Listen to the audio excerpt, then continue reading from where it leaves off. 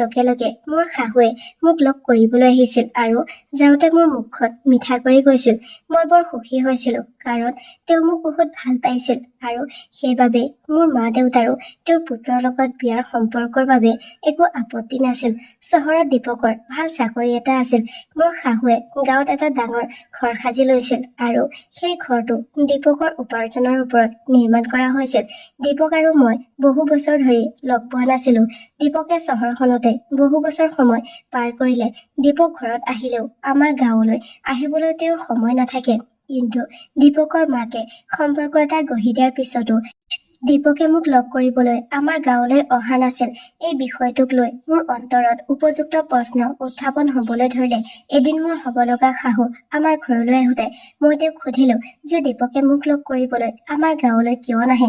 তেতিয়া মোৰ কথা শুনি মোৰ মায়ে মোক এটা জোৰেৰে চৰ মাৰিলে আৰু ক'লে যে হব লগা স্বামীৰ বিষয়ে এনেকৈ সুধিবলৈ তোমাৰ কোনো লাজ লগা নাই নে?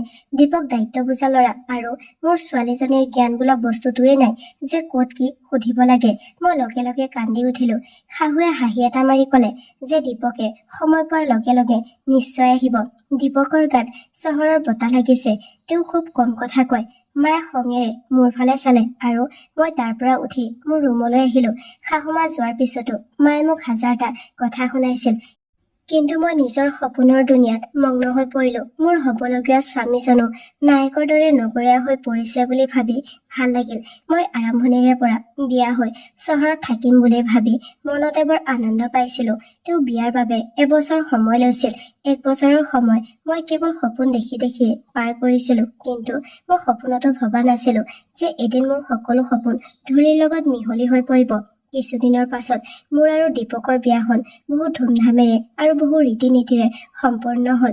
দীপকৰ লগত বিয়া হৈ মই তাৰ গাঁৱলৈ আহিলো। মোৰ শাহুৱে মোক বৰ আনন্দৰে আদৰি লৈছিল। কিন্তু বিয়াৰ ৰাতি মই শুই যোৱাৰ বাবে দীপকৰ বৰ খং উঠিছিল আৰু গোটেই দিনটো তেওঁ মোক গুৰুত্ব নিদিলে। মই যেন পানীৰ পৰা ওলাই অহা মাছৰ দৰে তেওঁৰ সন্মুখত ধৰফৰাই থাকিলো। কিন্তু মোৰ ফালে তেওঁ এবাৰ চকু ফুৰাইও নাচালে। ঘৰৰ ছটৰ ওপৰতে গোটেই দিনটো সময় কটালে আৰু গাঁৱত মহিলাক ছটৰ ওপৰলৈ যোৱাটো নিষেধাজ্ঞা আৰোপ কৰা হৈছিল। সেইবাবে মই তেওঁৰ পিছে পিছে যাবও নোৱাৰিলো। দীপক নিজেই ৰাতি কোঠাটোলৈ সোমাই আহিল। কান্দোনত মোৰ চকু দুটা ফুলি উঠিছিল। মোৰ কাষতে বহি তেওঁ ক'লে, প্লিজ তুমি মোক ক্ষমা কৰিবা। মোৰ খং উঠিছিল। মই তোমাৰ ওচৰত বহি আছিলো আৰু তুমি ইমান গভীৰকৈ শুই আছিলা যে মই তোমাক জগাই দিওঁতেও তুমি সাৰ পোৱা নাছিলা। গতিকে তোমাৰ ওপৰত মোৰ খং উঠিছিল। দীপকৰ কথা শুনি মই জানিছিলো যে এইটো মোৰেই দুখ। গতিকে মই নিজেই দীপকৰ ওচৰত ক্ষমা খুজিলো আৰু কলো যে মই আৰু আগলৈ তেনেকুৱা নকৰো।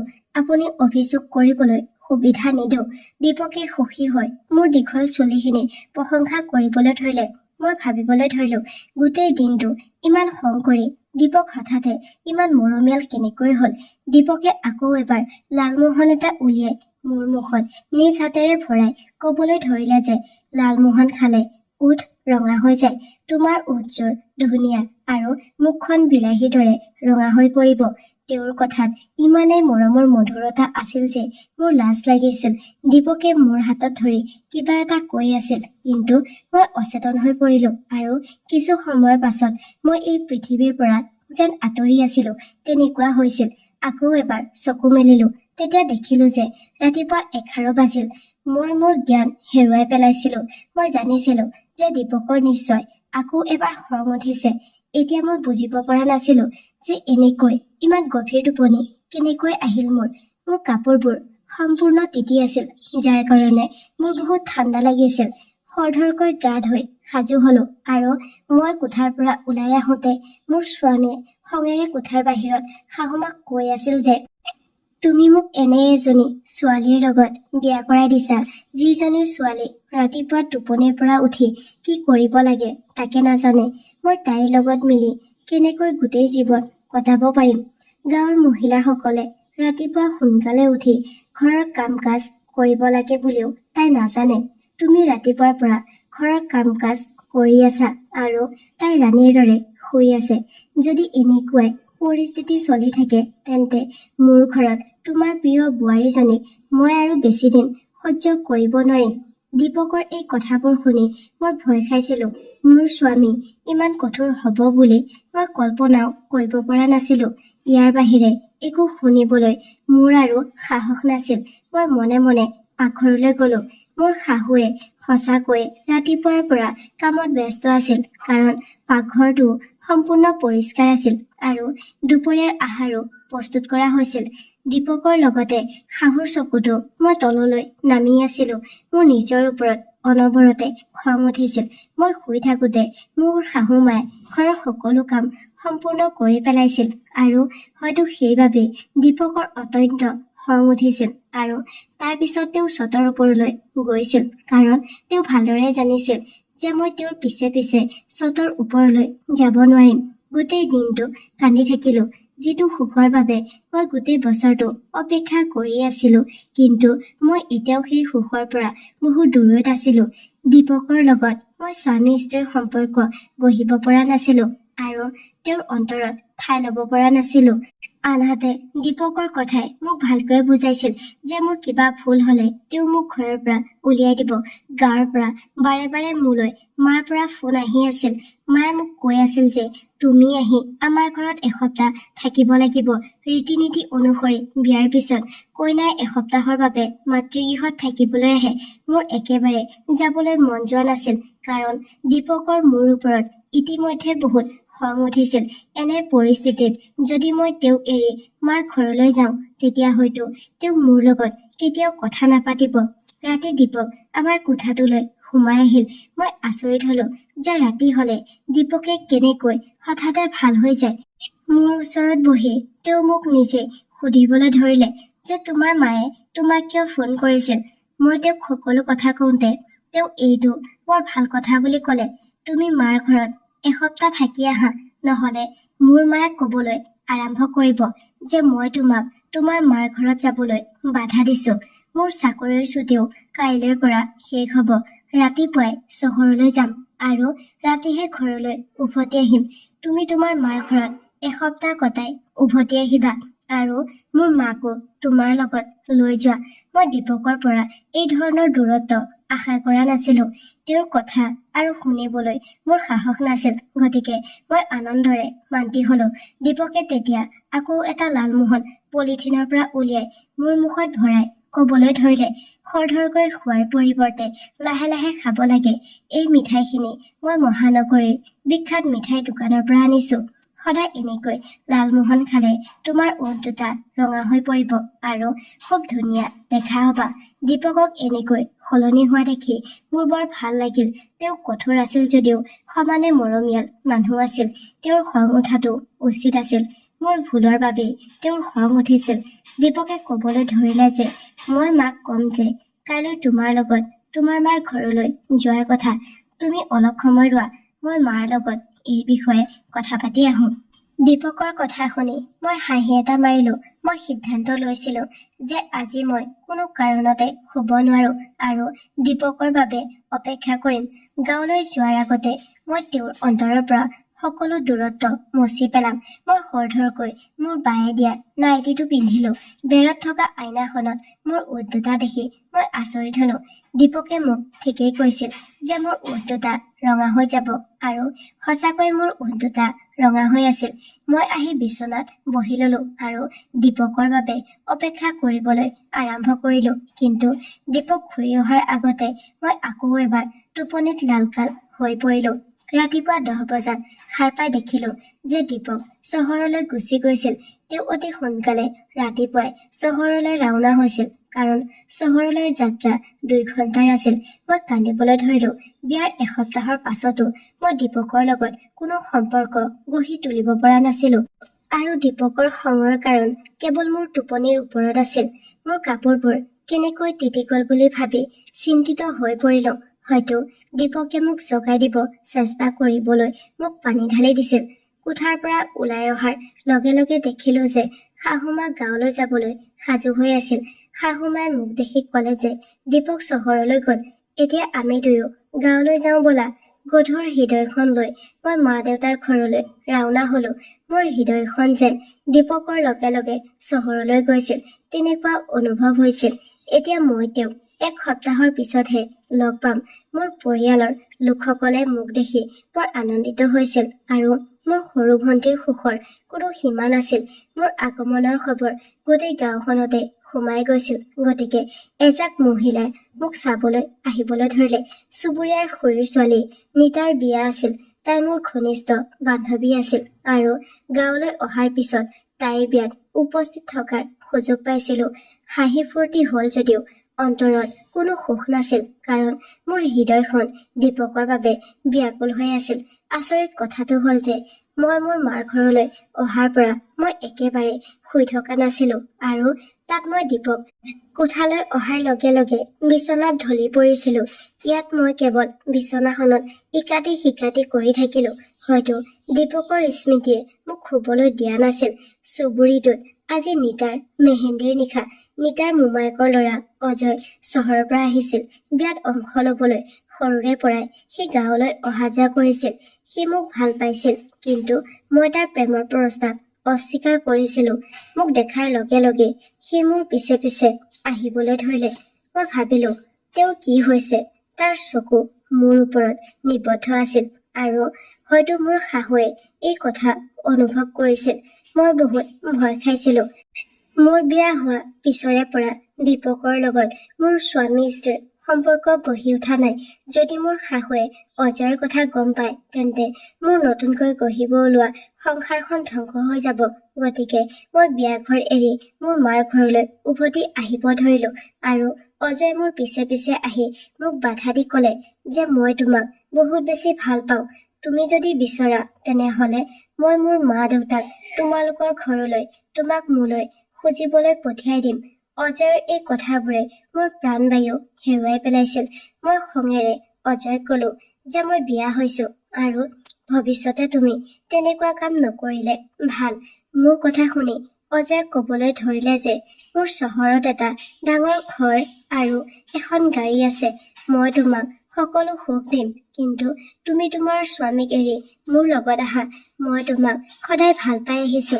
মই ভাবিছিলো যে মই কেৱল তোমাক বিয়া পাতিম, কিন্তু মই জনা নাছিলো যে তুমি 17 বছৰ বয়সতে বিয়া হৈ যাবা। মই তাক খঙেৰে কলো যে আজিয়ে যি তুমি এইবোৰ কথা মোক কলা, কিন্তু ভৱিষ্যতে এনেকুৱা কাম নকৰিবা। মই মোৰ স্বামীক বহুত ভাল পাওঁ আৰু তোমাৰ এটা ভুলে মোক বদনাম কৰিব পাৰে। অজয় সেই সময়ত মোৰ ওচৰৰ পৰা গুচি গৈছিল যদিও নিতাৰ বিয়া উদযাপন কৰাটো মোৰ বাবে কঠিন হৈ পৰিছিল। কেনেবাকৈ এসপ্তাহ পাৰ হৈ গল আৰু মই শাহুৰ সৈতে ঘৰলৈ উভতি আহিলো। দীপক হয়তো আজি কৰ্মস্থলীৰ পৰা সোনকালে উভতি আহি পাইছিল, গতিকে তেওঁ ইতিমধ্যে ঘৰত আছিল। দীপকক দেখি মোৰ বৰ ভাল লাগিল। মই মোৰ বস্তুবোৰ কোঠালৈ ৰাখিবলৈ যোৱাৰ সময়ত দীপকে মাকৰ কোঠালৈ গৈ মাকক লগ কৰিলে। ময়ো দীপক আৰু মাৰ লগত কিছু সময় বহিম বুলি ভাবিছিলো। গতিকে মোৰ বস্তুবোৰ ৰখাৰ পিছত মই তেওঁলোকৰ কোঠালৈ উভতি আহিলো আৰু শাহুৰ কথাই মোক আচৰিত কৰি তুলিলে। মোৰ ঘৰখন ধ্বংস কৰাজন যে মোৰ নিজৰ শাহুৰ বাহিৰে আন কোনো নহয়, সেই কথা মই কল্পনাও কৰিব পৰা নাছিলো। শাহুৱে খঙেৰে দীপকক কৈ আছিল, মই তোমাক বাৰে বাৰে কৈছিলো যে আমি উভতি অহাৰ সময়লৈকে ডিভোৰ্চৰ কাগজবোৰ সাজু কৰি থবা, কিন্তু তোমাৰ কোনো কাণসাৰ নাই। তোমাৰ পত্নী কিমান ভুল মই নিজ চকুৰে দেখিছো, কিন্তু তুমি চকুত কাপোৰ বান্ধি আছা। দীপকে কৈ আছিল যে মা, মোৰ বাবে তাইক এৰি দিয়াটো সম্ভৱ নহয়। তাই মোৰ পত্নী, মই তাইক ভাল পাওঁ। তাইৰ হাজাৰ ভুল আছে যদিও মই তাইক জীৱনৰ পৰা কেতিয়াও পৃথক কৰিব নোৱাৰো। দীপকে মোৰ প্ৰেমৰ কথা কৈ আছিল আৰু মোৰ শাহুৱে মোৰ সংসাৰখন ভাঙিবলৈ বদনাম গোৱাত মগ্ন হৈ পৰিছিল। মই বুজিব পৰা নাছিলো এই সকলোবোৰ কি হৈ আছে। মোৰ শাহুৱে মোক ইমান উৎসাহেৰে বিয়া পাতিছিল, গতিকে কিয় তেওঁ মোৰ বিবাহ বিচ্ছেদ কৰিব বিচাৰিছিল? আৰু মোৰ বাবে অতি কঠোৰ যেন লগা দীপকে ইমান মৰমেৰে কথা পাতি আছিল আৰু মোৰ স্বাৰ্থত মাকৰ লগত কাজিয়া কৰি আছিল। মোৰ হৃদয়খন সম্পূৰ্ণ বিভ্ৰান্ত হৈ পৰিল। ৰাতি যেতিয়া দীপক কোঠাটোলৈ আহিছিল, তেতিয়া মোৰ লালমোহন খোৱাৰ ইচ্ছা একেবাৰেই নাছিল। মই দীপকৰ হাতৰ পৰা লালমোহনৰ পলিথিনটো লৈ ললো। যেতিয়া মায়ে তাক কিবা কামৰ বাবে মাতিবলৈ ধৰিলে, সি কোঠাটোৰ পৰা ওলাই গল। মই গোপনে লালমোহনৰ পলিথিনটো এটা চুকত লুকুৱাই থৈছিলো আৰু বিছনাখনতে চকু দুটা মুদি দিলো। যেতিয়া দীপক আমাৰ কোঠালৈ উভতি আহিল, মই যি দেখিলো সেয়া দেখি থতমত খালো। মোৰ চকুকেইটাক বিশ্বাস কৰিব পৰা নাছিলো। দীপকে এজগ পানী মোৰ ওপৰত ঢালি দিছিল, তথাপিও মই চকু মেলা নাছিলো। আজি মই সকলো গোপন কথা জানিব লাগিব যে মোৰ লগত ৰাতি হলে কি হয়। তেতিয়া দীপকে কাৰোবাক মাত দি ভিতৰলৈ আহিবলৈ কলে আৰু কলে যে আহা, তাই এতিয়া সম্পূৰ্ণ অজ্ঞান হৈ পৰিছে। কিছু সময়ৰ পাছত মোৰ কোঠাত এগৰাকী ধুনীয়া ছোৱালী আহিল। তাই দীপকৰ লগত মোৰ বিচনাত বহিছিল আৰু সিহঁতে একেলগে যি ধৰণে বহিছিল সেয়া দৃশ্য দেখি মোৰ প্ৰাণবায়ু উৰি গৈছিল। ইয়াতকৈ বেছি সহ্য কৰাৰ সাহস মোৰ নাছিল। ঠাণ্ডা পানীৰ বাবে মোৰ শৰীৰটো কঁপি উঠিছিল। মই উঠি বহি ললো। মোক সাৰ পাই থকা দেখি দুয়োৰে চকু আচৰিত হৈ ডাঙৰ হৈ গল। মই দীপকৰ ফালে চাই থাকিলো। সেই সময়ত মোৰ ইমান খং উঠিছিল যে দীপকক মোৰ ভয়ো লগা নাছিল। মই দীপকক কলো যে মোক সঁচা কথা কোৱা, কোন এইজনী ছোৱালী? লালমোহনত কি আছিল যে মই খোৱাৰ লগে লগে মোৰ জ্ঞান হেৰাই গৈছিল? এই সকলোবোৰ মোৰ লগত কিয় কৰিলা আৰু মোক কিয় ইমান বিশ্বাসঘাতকতা কৰিছা? মই প্ৰশ্নৰ পিছত প্ৰশ্ন কৰি থাকিলো আৰু মোৰ মনৰ ভিতৰত এটা ধুমুহাৰ সৃষ্টি হল। দীপকে মোৰ দুৱাই কলে যে এই ছোৱালীজনী মোৰ পত্নী আৰু মই তোমাক বিয়া কৰোৱা ঠিক দুদিন আগতে মই তাইক বিয়া কৰাই গাঁৱলৈ আনিছিলো। মই তোমাক কেতিয়াও বিয়া কৰাব বিচৰা নাছিলো, কিন্তু মায়ে জোৰকৈ মোৰ লগত তোমাৰ বিয়াৰ সম্পৰ্ক ঠিক কৰি দিছিল। পত্নীৰ নাম শুনি মোৰ ভৰিৰ তলৰ পৰা মাটি ওলাই গল। দীপকে কৈ আছিল যে আমাৰ বিয়া বন্ধ কৰিবলৈ সি দুদিন আগতে ৰিয়াক বিয়া কৰাইছিল, এই ভাবি যে যেতিয়া সি ৰিয়াক বোৱাৰী হিচাপে এই ঘৰত আনিব তেতিয়া মাকে মোক বিয়া কৰাবলৈ নিদিব।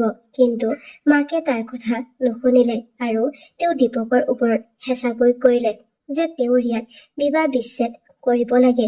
দীপকে ৰিয়াক চটৰ ওপৰত থকা কোঠাটোত ৰাখিছিল, কাৰণ গাঁৱৰ মহিলাক চটত যাবলৈ দিয়া নাছিল।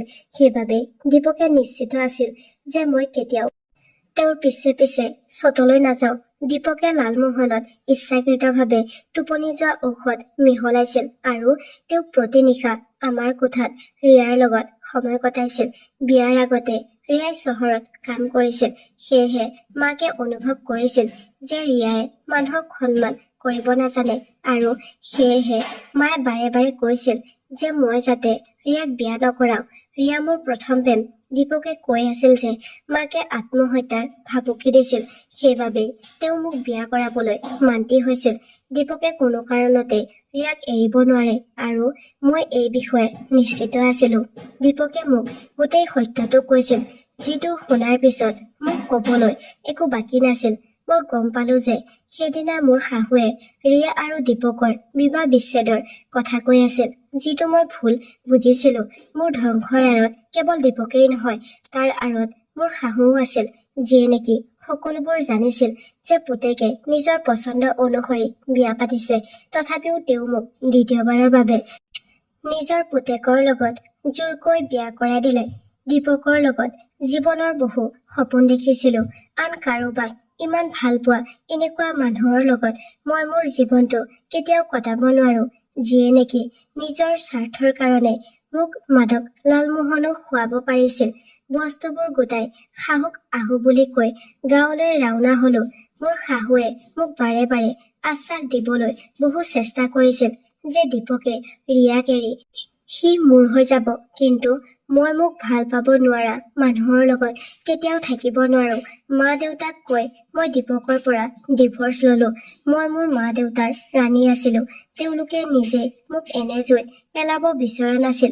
চুবুৰীয়া খুৰীৰ পৰা অজয় মোৰ খবৰটো পাইছিল যে মই আকৌ এবাৰ অকলশৰীয়া হৈছো। সেইবাবেই অজয় পৰিয়ালৰ লোকক পঠিয়াই মোক তাৰ পত্নী বনাই লোৱাৰ কথা কলে। মোৰ এতিয়া বিয়া হবলৈ মন যোৱা নাছিল, গতিকে মই এই সম্পৰ্কটো সম্পূৰ্ণৰূপে নাকচ কৰিলো।